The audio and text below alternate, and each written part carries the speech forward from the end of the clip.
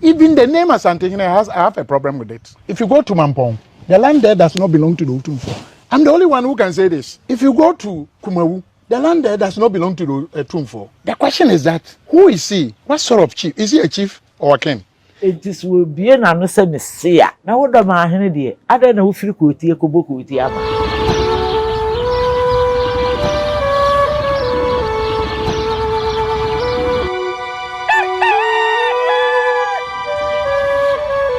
Arefo ya mamu nyina kwaba edem be Nyansapo so Nyansapo na wajize isane no badwemba ekwaso wadawma subscribe mame share na like na fo adwen chenso fato ase efa mame sede de bia moye no no abrowa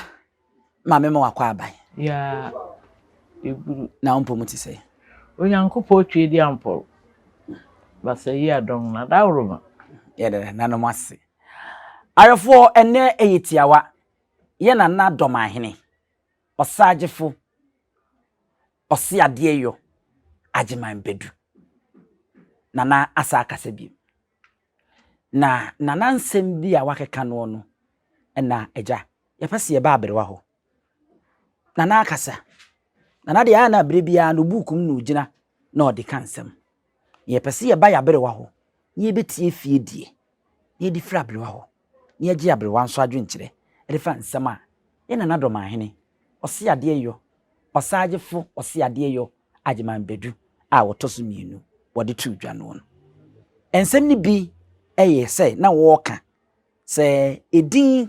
Asantehene nankasa no I quote him. I say I have problem with the name Asantehene unquote. They said the opa change how e was sa edin a ye kan say Asantehene no nti nasmo kan no ebiem or say the land Mampong land and Kumawu land does not belongs to Asantehene unquote. The work nyina ne say Mampong nsase a wo mote so ani Kumawu nsase a wo mote so no enye Asantehene dia abrewa emena mamenza mu akwa babi mu ya enyado Dormaahene mpo unu ya na ase wo ba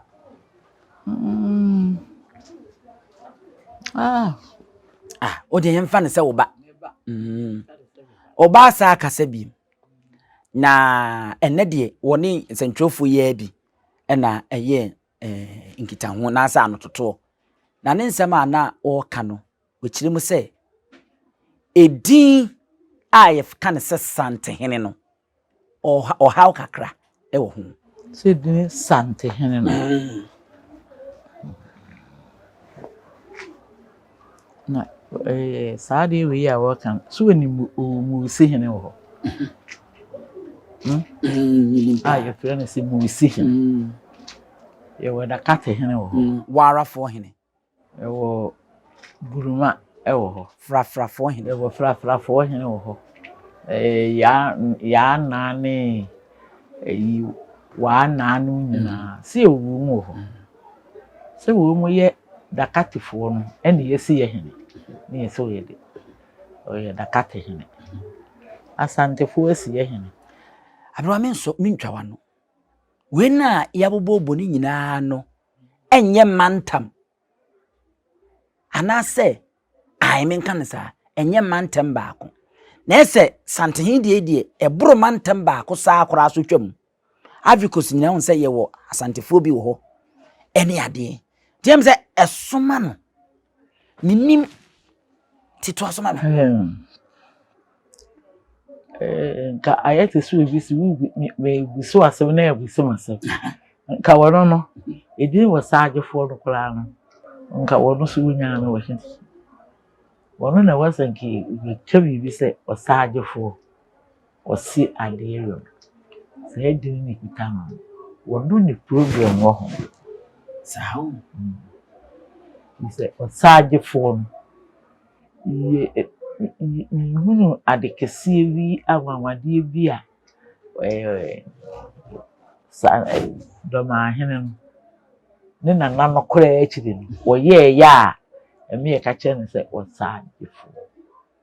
okay ebia na se we wotoso mienu tie bia na de odi kan no eye bibia e ma ne Nyansa abodin no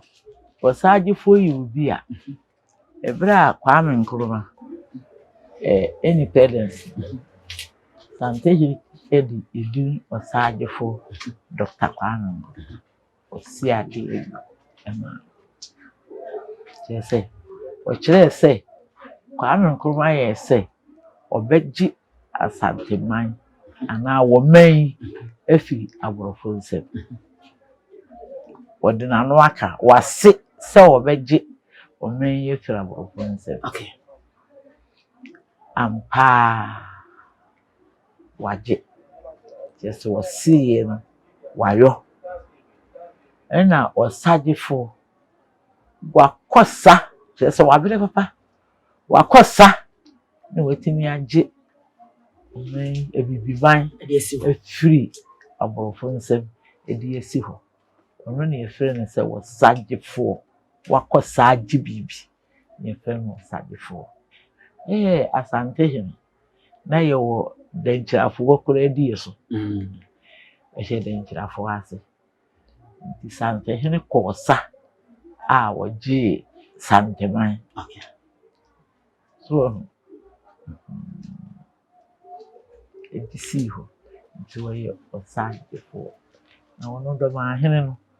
mi hu bibi sa epi menyan hu ensia se dombi wo baabi no wokon eje dako me bompa isi menya no me bisa ne nsempa ena wosi ade yo no mi hu efi say ne nana no wa ha na wokoye no kora na kire wasaba na chi pati ase wasaba na chi nti uje wosi ade yo na wonye Sagifo wo tie tia me nipa bi di wati kora wa timi ahwe wo mo so wo sa wachi beta mu a tina chese de wo pa chense se ye bisa obi din ho asem a na nka o ha wo ho de a ene nka na Osagifo ose ade ayo ademan bedu no saa Osagifo ose ade ayo no eno na nka wo se nka bisa ho asem ni enya ha wo ho na mum nya Asantehene enti obi bisa sa abrewa adenti ene e wo se Asantehene din no eni kwa so obi nya ho achinyi a wo be kire mu sei Asantehene din no eye ekuroto no Santi ekuroto no wo muhia yese Asante amanto no kukufu dwaben bekwai ensuta Mampong wo di Kumase ye ya henkuru ka tete kura no na school aborofo na wo no school ene yeto ye form saadu Asante amanto kukufu Mampong kukufu dwaben bekwai ensuta ene Mampong na henkuru Kumase so kukufu dwaben bekwai ensuta Mampong ahenkuru ni Kumase esi nkuro na wo mu keka ye ho bo mu ase we na nka no ye nyina so ka mesi yidi ye nkeka ye ho mum na ye nhwe mpe ba akuniye so ye nhwe ne mpe ba akuniye so enti ba akwa ye mpe niye so no eno na wo mu bubu ye mo wi twitwa ye tirinwi ni ade kuro bia ma ye bihia na ye bo ano na mpanimfo yi twahia ene ye di jatum se jano eso na de wisi ni bebu akọ no so no ono na obeda ye nyina Asante yi a ye hu yi nyina obeda ya no ene wo mu ye ne sa enti jano wisi anu nyina kofa obiri ye bo aso ene wo mu ma no so se ene wono ne Asante nyina okay na say ye ya no de mfa nse ye be kan se enye se na na bia metwa mpoa bi ana me di obi atam atiasefo a omote wo mo ho ase se ye nyina ye ka mese Nti yempia hene baako. No ntua ye nyina no. No no nye panyini. A bibia wono ne yebesu ne adi afre no. Tisi aka bom ne ye asantefo de a. Ene na asantefo nyina hene. Eno no. Ene sa Asantehene no. Okay. Ti kwan ye din ne fa so ba ye no. Sa ne fa so ba. Okay. Okay. Hono ebinya Asantehene ti da yesu obi edukuro we wa ha. Mampong ni edukuro wo ne manso. Kokofu de be kwa e obi a tene bed. Na we na wo mu ye na kese wo nyina so de yetiri na ye o. Ene na wo ne Asantehene. Enti se Mampong asase a wo de abehye Asantehene. Ye mebasa sembisa no so. Ti yenhwe din Asantehene. Na se me kan yi. Se yenuanom bonofo a wo so nyina ka be. Ben sore ben koto. Wo mu nyina so nka betimi aka wo ho abom. Se yam se ye nyina ye ka be de. Ene yesu nyina ye mpe hene baako. Enti wo mo de nka anya te se Dormaahene ne mo nka be bono man hene. Ana se bono hene. Ne se onu tua ho baako. A wo kọ bono a wono na ayemfo ni nyina including ka Dormaahene so be hye na se bi. Okay. Okay, na nke din na da no so. Aya na nkrofo kura de twa mpoa Asante twa nkanafo mpoa. Nanam nkanafo mo mfa nkyem nye se bia be di matem. Ya na omo ka se enkanafo ne nkan wo mo humo mu no. Enunti na amanyofo no atumi awuram. NDC fo ba wono pede opese oye gamanche. MPP ba wono so pede oye pese oye gamanche. Bara wo gamanche wo hodada. Munyina maka mo abomu se de nka Asante aka abomu se Sante akonwa nananu manu sisumi na so. Etode a yenim se oyo kuo busua mu ne yidi afiri a. Enka manweni bi entimi mfa ne hu wuram. E won kan akonwa se mu etode a na omo ye ne sa no. Enti na se yewura Dormaahene woni case wa ha wo. Baby. Okay. Okay. We ni sa asem no wa ha. Okay. We say chire no a ebe ma aburu ni bibedi Asante eni ade no eye ko a Asantefo sa ni wo mo kon ye edi wo mo so ni bi etre se ye nya di usu ye a we ya fa udum eno no tim se eno say han because wasa ka asem bia no wo ka se enne otumfo sabie kroto ono na himfo binom kra ne ade se orewura wo mu broni beka se o manipulate dada wo mo ma wo mo aman hene bo wo mo aman hene enti yenhwe we nso oka baby asem bi wa ha ma me mfa nhyem na afi misa masembisa wo se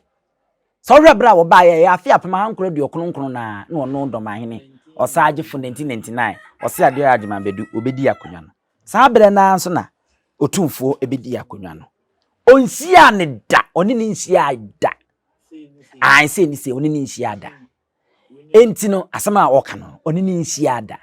enti wo se mi I quote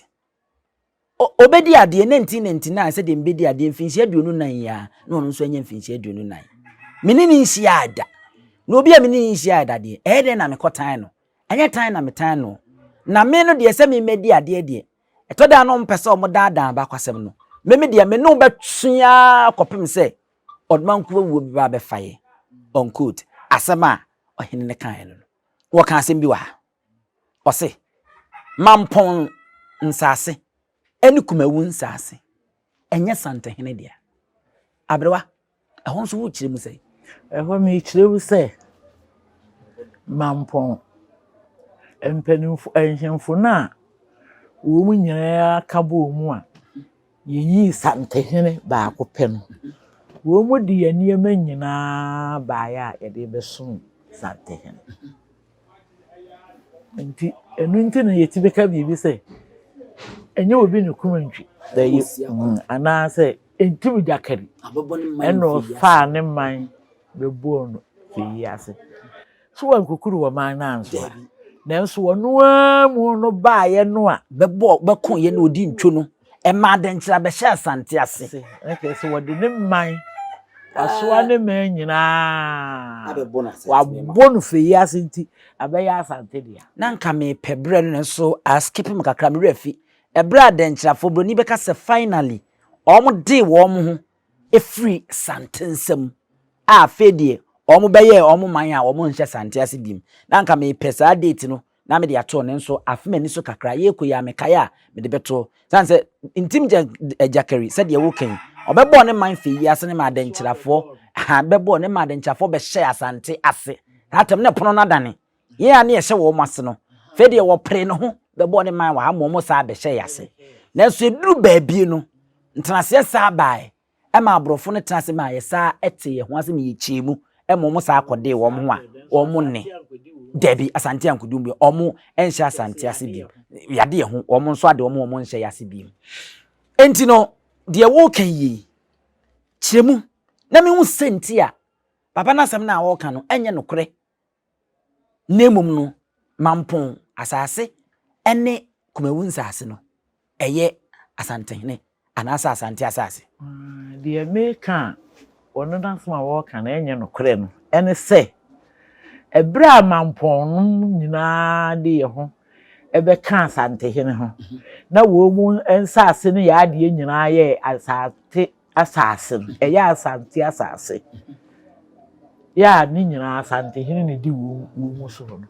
ye nkwatena ba bia anya nhihye ye mampon nyene enti ene wo ne ho ye de ye de ka bomu a se ye tie ho ase se asante nyina ye hene eni utimfo. Obi anya na dwene so wote ne ho.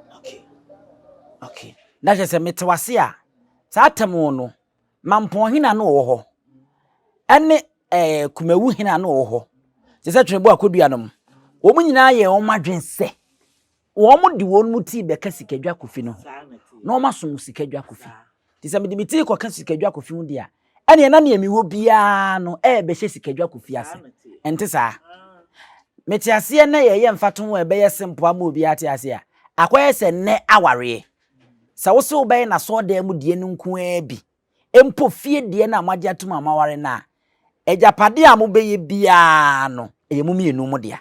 wage atum enye oba akofo dia te se wage atum se wudu uti besom sikadwa kofidi a ene nansase ni nyina no ye hene na woda no bia abeboa wo hene no wudu bibia ebeboa no enye mampon no monko enkwanyemfo ye nkura ye nyina ya asante die ye nyina ye hene ba akopɛ ena wodaya no se Asantehene asante nyina ye hene no o kurofufuro se dwaben ana kokufu ana mampon wonye menteme ho ase ema ye ntena ase enka se aye nhihye bi se ene mampon hene onte ne ho nkɔ no baabi ana kokufu hene onte ne ho nkɔ no baabi wo mu nyina de ye nananom ye ne tetetetete no ededa so wo hɔ a ye wonte ase se ye hene baako ne asante ye hene ye baako pɛ tibroni be ka se ye hene ye baako pɛ na meka mesom saa ekuo ni bidi a ene ye na majapade mi bibia ye saa ohene no oda no no ehye nase because eneme no ka sei nananom madaroma se bibia si na mampon hene ni ho na Kumawu hene ni ho no ma enipa a otumi be ka se magye atum we ni emfa meye Kumawu hene we ni emfa meye mampon hene enko ane Asantehene emfa ho ne oba ahema ene abusua panyi no mbe yi obi di aba se wono nyi ntuma entimi ma ne nye so santeman ni nyina yade atum se ye hene baako peni bibi e wo ho bia won ne yede somo no bibia won na ne dia ene akoye te se won na ne dia no wachecha ma bibie ne ye hwe so ti die ye bia won ne yede kosomo no enti so bie na no se me se a ekinye bia anu na wo Dormaahene de ade na wo firi kotie kobokotie ama ese honso oni case abewa chema de kakra bi wa na ye na Dormaahene ne menuanom ebonofo ne titu Dormaafo nso enti ye den na mampon enya saa dwetesika akonwa no betimi a kire mu kakra ehimfo na wo mu kokon kese no wo entim jakari bere so no aye baaye no mampon hene ne ye frɛ no Boahena ne ntiu wodi ekotene pa wo kon no on na no ofra ntoma na nantu gu abesi na aye din no bo ahia nantu o yiyi na nantu asi ho enti ena Asantehene ebo adwetedwa de man okay so wono demo sononko okay na sa abodin no kura no eye Asantehene ne nkopa wo konde bo Asantehene no na Asantehene de sa abodin ne ba no sanyemfo akese na wo mu yi ye ho ba ye ni nyina no dodo no ade ye ho bo afode enipa no amabie so da wono de obai bo ahina nantu okay wone asokore Mampong hene adakwa yi ado obai enti Mampong hene de Asantehene bo no se adakwa mo de asokore Mampong no de enipa ni bi ni firi Mampong no te no aha da wo mu aye bopo e de chechire santeban no na Mampong hene oka ho nti onu di akotene pa ene Asantehene ebo dwetedwa e de ma no a ne kese onu nso Asantehene de ye sikadwa enya me nwanwa se Asantehene ni ho a Asantemema ono hwe akiri afi ye nko wi nso na kire eno nso mu minim se barima twenebo akodua edin barima no nso mate se eye Asantehene ene de ma no a ebeda ho a ene eya akonwa ne din a obi obebe bia barima ne kan din eno nso firi hin ne ba no wodi memasem so onu wodi menyinsem se wono de ya nimi dom nanim no so edom na eba ontutu onje hwe ogira ho amedom na twa afa so enti mensem pa no wodi memasem enti wo bema sa mensem na odi ye sha akotade kuratuo edi akofo nanim nanso wantutuo kogina ho amedom na aye atamfo no betwi fa no so no ena opem so hwe sa na wose wo bema bia nka badenden drobe tutu na nka wasa aduru no kura waye manyinsem na edi sa barima no eye na bodin bo na budi na kokofo hene so wanso ye fere bema okutwa esu aha won de okon abija akon ni bi okay entina chese me se bi se biem se sayin funi nyina no aberewe sa atem no ye se obi empo besi nne no amanyene be se aduosia ebroso kakra a wo musom santema no ya se obi yirekete ana se chenchenchena e so beka besom sikadwa ho opem ayo frupem ti ene kra Dormaahene adwe betimi asesa no aka se o wono kra wo pa wo ba ye beji no nsayi na kono a de we ye me sayi na kono bi de sa na mi ho no so wo hwe se de Asantehene dom bebrebe yin chese ebro no kra no ba bi ni nyina asna ba be kan ho ne de ene chese akono de we ye nyina akono na ye no enya sa bia nko obeyo sa bia nko obeye bi ya to sa anyom no mame ntina oye sa nta ya no moto sa anyom bi didi Asantehene chi ese mogu bi hobi obi nya sa bia nko obeye bi okay ese abrewa metia se hunu se sa ho ya kakra na sa de wo pe na wunya so enso si wontano na wonta wonu so obi wo ti obi dinu kra na yin agufu eye no kre hwe wo mu aye akutubofo yi obi a de tompia pa mo bie bonidi obi wo ha na yin hi pa se akwo ya bonidi se pa be penu nam ne nako na maje ni tumi na ye dey afiri ni nsem minimi ye sa de a Dormaahene yesi tete ho a ne ye kokon na anka obi sa akon ewo hene so ene na nke de asiani ni ahwe de obeyo ohene no na afi de obesa abeka no yonko ho ba ene de yemfa saase kan no ne atuo ne girigiri enko na abrewa de twatwa mpese ye ne sori suni ade ba ko a kire madwene se me nana Dormaahene Osaje for osi ade adwo agyeman bedo. Oye temuafo. Enti no ya no no nso ka, ya no ta ka buku nsempa. Ti ade ba kwa na mbisa mo se, na ni ade nti na ni onfa nkokot. Se wo free se ansase ne nye ne dia. Na bia unim de ye ne dia, ana ye wo dia. Edin Asantehene no eni kwa se eto no so a. Obi a ho kwan se okokoto. Na nka ye temuafo a unim mrade. Ade nti na ni nka onfa nkokot. Na eja court fo nso betumi a wo mfre Asantehene na wonko na se bema Asantehene na Mampong asase ye odia na Kumawu ye odia na nka ne omfa no kwagina dakam sense obetna na okeka sansem aya na eye me nwanwa kakra wo de nka onim mra pa enti no mefa nse ko wuni mra opem so nso nim mra die nka na nka de akobo so Supreme Court na nka yehu adese otoba o kanso a fradada o kai emire bi a Asantehene si asuminya hene o man na wotwe miyenu ka se obeba asuminya ho